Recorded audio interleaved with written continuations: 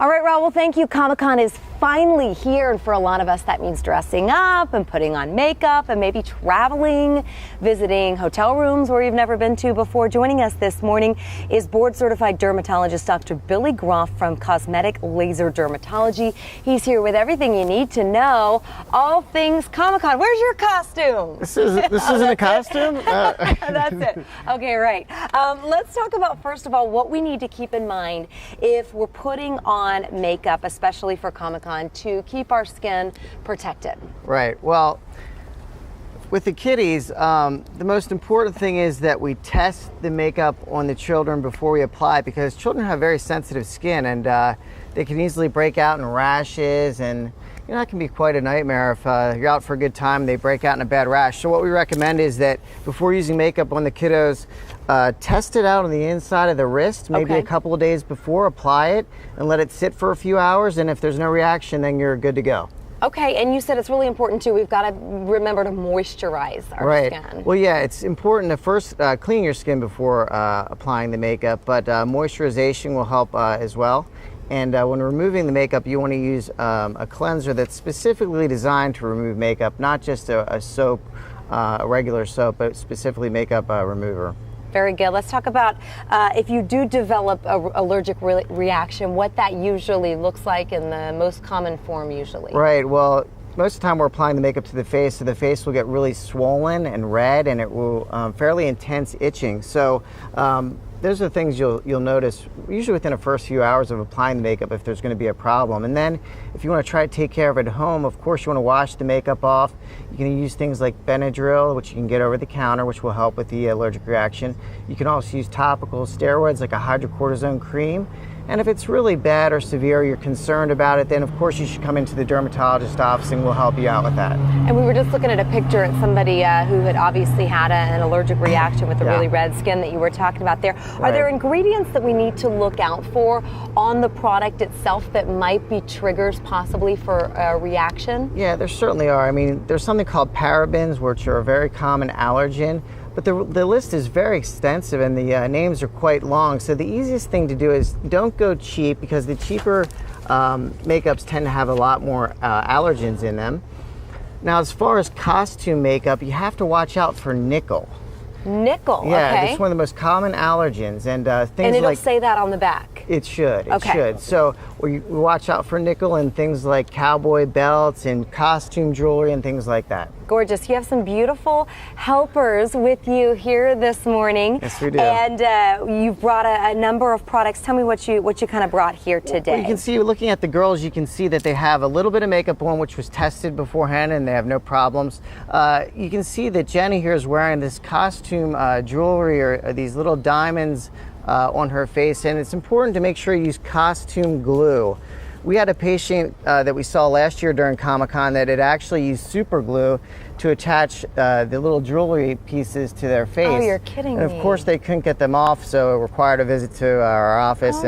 So yeah, you want to make sure you use the appropriate glue. We also have some an extensive list of do's and don'ts. You mentioned the nickel, that could possibly be a trigger. Right. Also, we want to look out for grease-based makeups. Well, sure. You want your makeup, if you use a grease-based makeup, it's going to be quite messy, but also it'll cause breakouts and acne and things like that. So a lot of people like to also do kind of the homemade things to save money at home. Well, that can be tricky. The problem with the food colorings and things is it'll stain your skin for a few days. So if you're having a good time on the weekend and you have to go to work on Monday, you might be a little bit embarrassed when you have this blue stain or green stain left over on your skin. So don't keep your makeup on overnight. Use makeup remover, not soap. You also say when you're keeping your makeup, say you've got some stuff left over from last year, can you still keep that, or does it just depend? Most of the time, a 1 year won't be a problem. That should be okay. Yeah. All right, we're going to switch gears here and talk about costumes. Okay. Costume do's and don'ts. You say wear costumes made obviously of fire retardant materials. Right. A lot of the costumes nowadays, are made from fire retardant materials, and that's important, of course, because if they're not and something happens, you can get burned quite badly. The other thing to remember with costumes is you can see with these two gentlemen, Joshua and Jeffrey here, they have the mask, but the problem might be with seeing where you're going.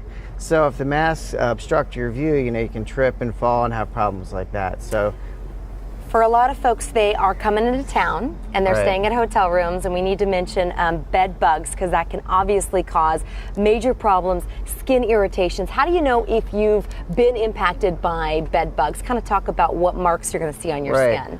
Well, what bed bug bites look like, they usually have 2 to 3 bites in a row. Okay, so you'll see 1, 2, 3 in a row. We call it like breakfast, lunch, and dinner. Although the bites usually occur early in the morning, maybe between 5 and 6 a.m. is the most common time, but they may not show up in your skin for up to 10 days after the initial bite.